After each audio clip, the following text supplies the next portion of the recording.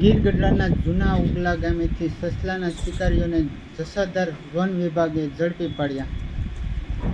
જૂના ઉગલા ગામે સસલાનો શિકાર કરી માલિકીના ઘરમાં માંસ કાઢતા હતા. માલિકીના ઘરમાં સસલાનું માંસ કાઢતા રંગે હાથો ઝડપાયા. સ્થાનિકો દ્વારા વન વિભાગને જાણ કરતા કરાઈ કાર્યવાહી. 3 જેટલા શિકારીઓ સસલાના શિકાર કરી માંસ કાઢતા હતા. શિકારી કરનાર આરોપીઓને વન વિભાગે કુહાડી, દાતરડું, છરી સહિતના હથિયારો સાથે ઝડપી પાડ્યા.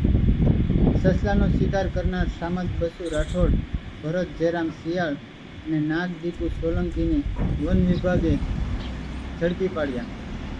વન વિભાગે સસલાના શિકારીઓને ઝડપી અન્ય પ્રાણીને